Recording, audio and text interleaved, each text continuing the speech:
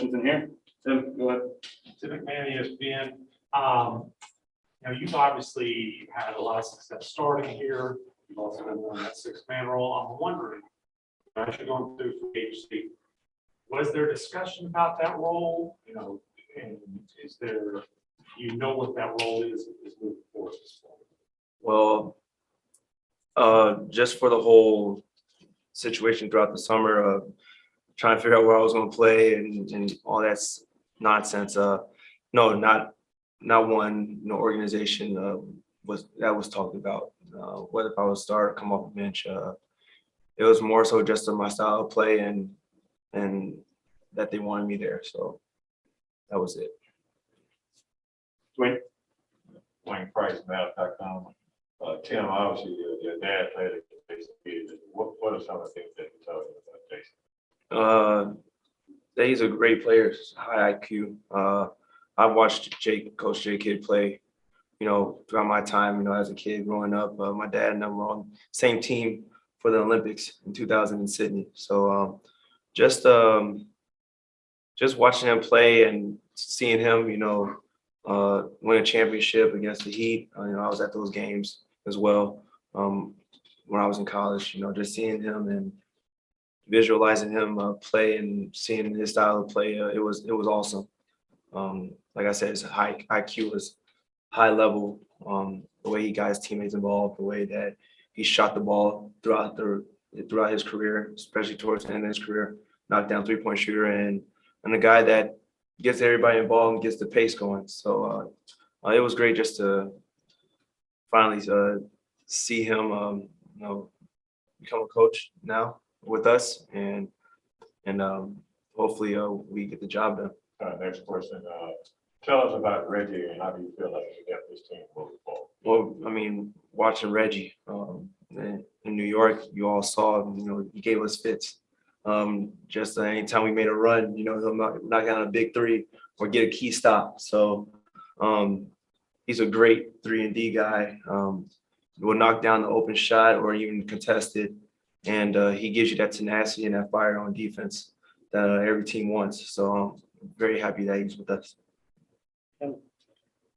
Luka and KP and some of the other guys who have been up here have talked about the new staff kind of having a more open process to communication and having it more of a two-way street and communicating how and what you want to do.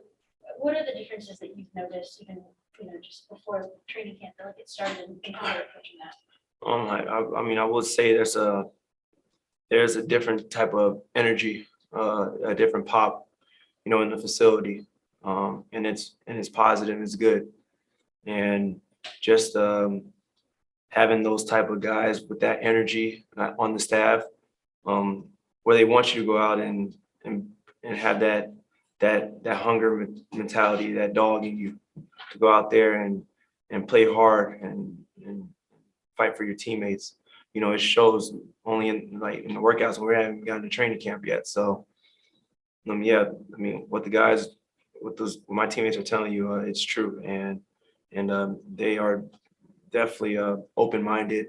Once they all want to know our thoughts and what we're thinking at any given day, any given time, and they're open to whatever. So it's great just to have a staff that's all on board to do so. And to follow up on that, do you have a specific example or story of how you've noticed that energy at that pop, like you said? I don't have. I'm trying to keep everything in house, but I would say just with guys, knowing throughout their workouts, what you like to do here in this situation, or offensively, defensively, where do you feel like you succeed at, and where can we help you out and get better, and just little things like that. It definitely goes a long way. Right. Yeah, Tim, you probably know KP better than anybody. Mhm. He said he used last year's external noise as, incentive as he got ready for the season. Which, knowing what you do know about him, do you think that it's going to be? I think what we have is something scary, but in a positive way. That guy is ready to go. and I have not seen a more focused KP in my whole time here, and as a teammate. You know, he wants to get back to that All-Star season before the ACL injury, and he really wants to do whatever he can to make himself happy, but make the city happy, and let them know that this wasn't a wrong decision or whatever what people would think. But I know him. I know how he's going to go out here and compete. He's going to bring it, and we see that all the way up to now. So all I can say is people be ready. Mark, Hey, Tim, Mark Followill, Mavs TV, good to see you as Good to see always. you. You're playing a regular season game, I believe, in 3 weeks and 3 days. Yeah, and it's, you know, like you guys, like everybody around the league, it's a short off season. Presumably you're installing somewhat new offensive and defensive systems. Could you address how intense this is going to be to prepare to be able to play a regular season game in just over 3 weeks? Yeah, I mean, if it was easy, everybody would be doing it, right? Yeah. So, Why not? but hey, man, it's that's the beauty of sport. You know, you never know what the outcome is going to be. So, I think we're just excited, just like everybody else, just to get on the floor finally and get this season underway. So, with that being said, and also having, you know, people in the stands. So, I think it's gonna. With all this stuff being said about being a short off season, I think everybody's just excited to get the ball rolling and to get back out there and hoop. there's a few more in the room. Hey, basically Reggie and Sterling are their major additions, so pretty much this core is running it back again. So where does the internal improvement come from in this team to get you to where you want to go? I think just having that killer instinct to finish games. I mean, we got there. Last year in the playoffs, we were up 3-2, up 2-0 to begin it. So we just got to do a better job as a whole, as a team, to close out games and finish games. I mean, everybody has our goals. Everybody has their goals throughout the season as a team and as individuals. But what matters most is the wins and the W's. That being said, as long as we could finish our ball games and get as many W's as we can to finish out the season and reach our goal and get to the playoffs and win rounds, that should be the improvement we're looking at. The AP, somewhat related to that. How do you see the chemistry evolving on this team? Was it any kind of an issue at times last season? If it was, what do you do to fix it? I think I would say the chemistry kind of was off because you never knew who was going to start. I would say start games or how the rotation was going to be in certain situations. But I mean, whatever it did, we finished fifth, so it must have been something right.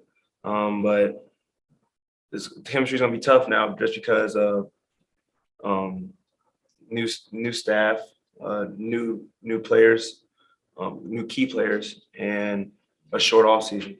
So all how you get over that is straight up communication and being able to go out there and vocalize your opinions and listen to the staff and what they want to do throughout the course of the season, throughout the course of the training camp. And I think that's how we'll overcome it. Dorothy Gentry, I'm Messenger Media. Tim, you were a fan favorite while the MFFL. You evolved into one of the top favorites on the team. How does that make you feel as a player?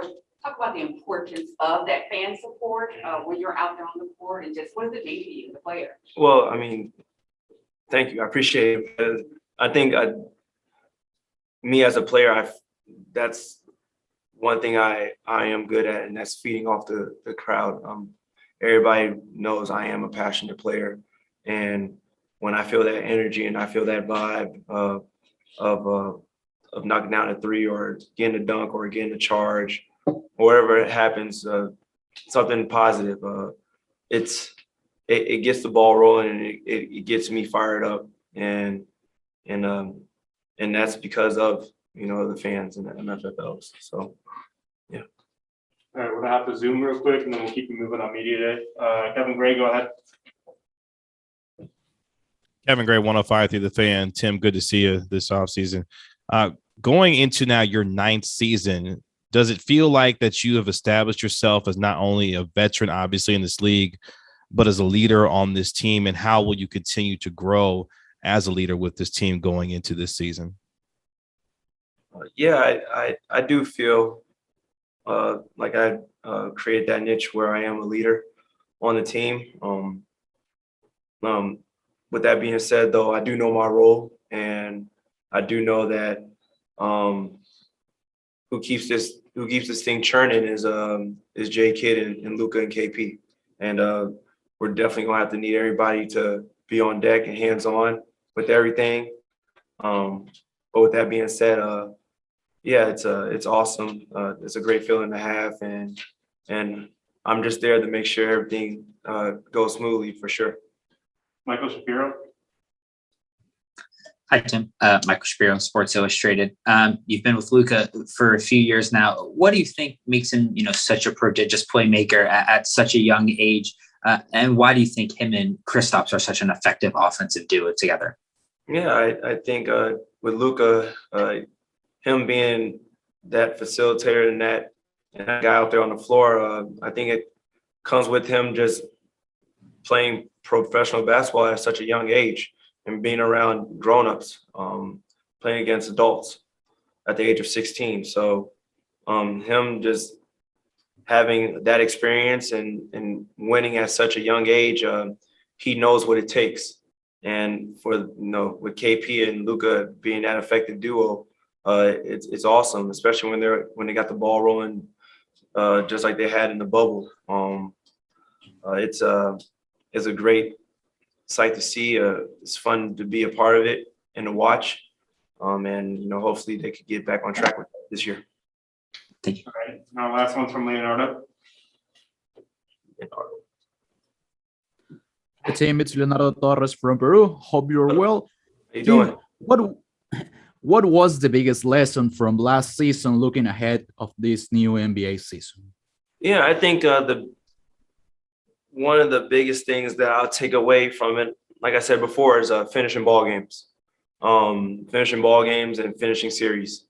I think with us adding a little bit more veteran guys, Sterling and Reggie, I think it will definitely help us out tremendously and give us that edge and that fire, to close out games. And obviously, being to experience that and now know what it takes, to get that job done. It will hopefully carry over to this season. I'll do it. Thanks.